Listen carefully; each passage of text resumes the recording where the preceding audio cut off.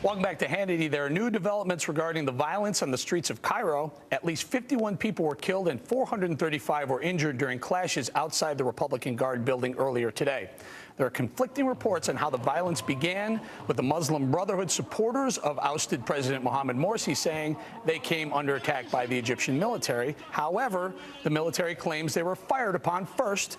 According to Reuters, the Muslim Brotherhood has called for more protests on Tuesday, and earlier today, the Obama administration addressed the ongoing bloodshed, saying that it is not taking sides at this time. And Press Secretary Jay Carney also addressed the growing calls for the U.S. to stop sending foreign aid to Egypt. Watch.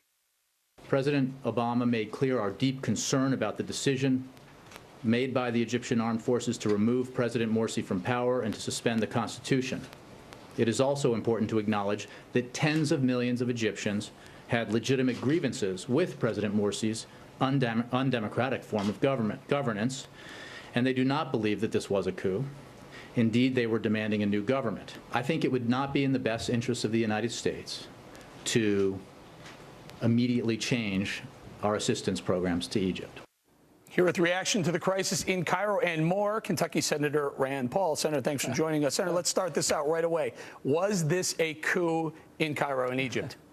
Absolutely. When the military takes over and they depose an elected government, that's the definition of a military coup.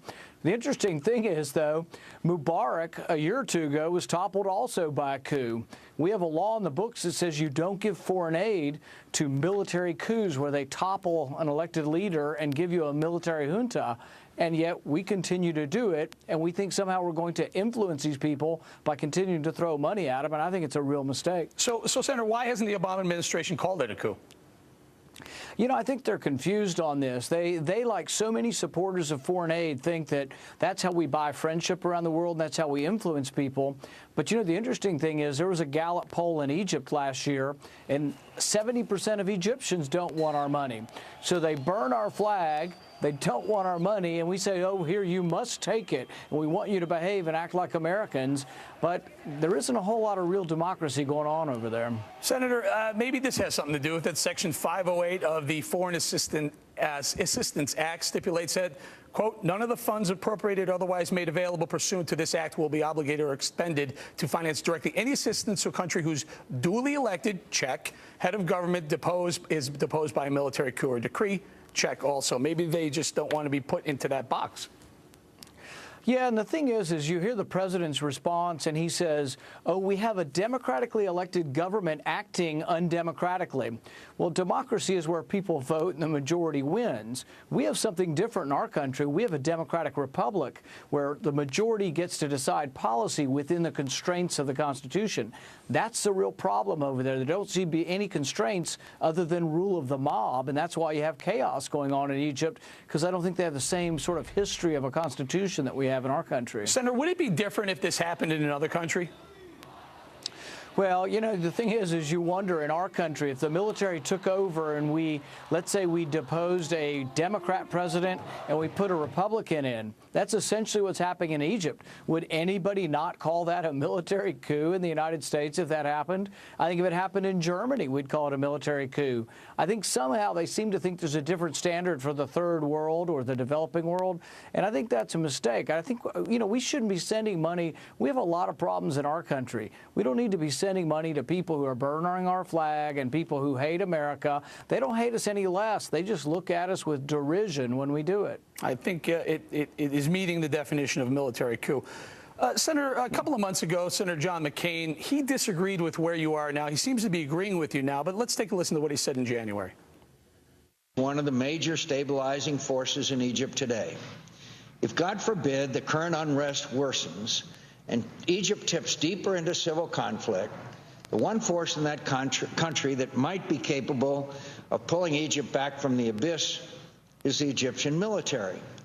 If the Senate were to adopt the amendment proposed by the senator from Kentucky, we would not only be harming the effectiveness of the Egyptian military, which, by the way, is not objected to by the Israelis, who probably understand better than anyone what defense capabilities might be used someday to threaten their security. Senator, so back then, keep the aid coming. Now he's agreeing with you. Yeah, well, the bottom line is we don't have the money. We have to borrow the money from China to send it to Egypt.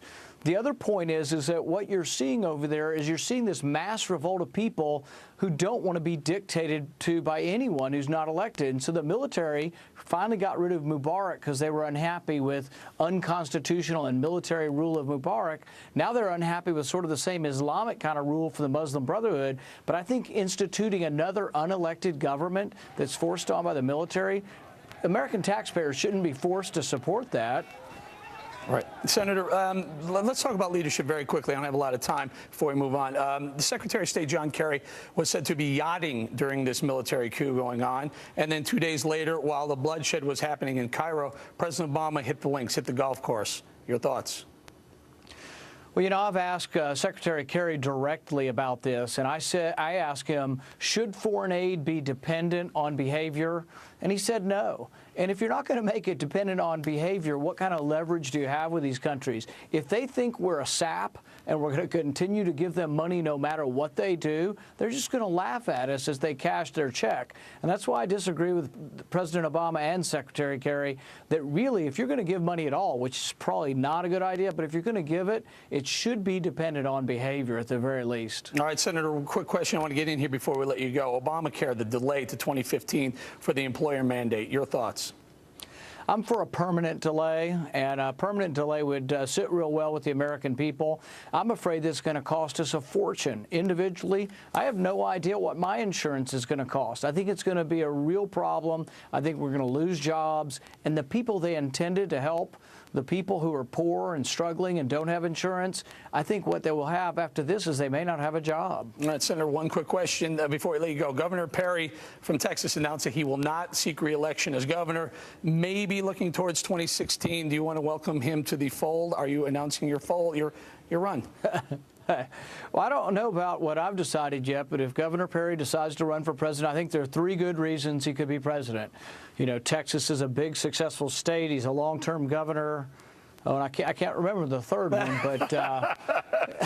That's very good. Very good, sir. Well done. Well done. We say thank you to Senator Rand Paul. Thank you for your time tonight. Very good. Coming up.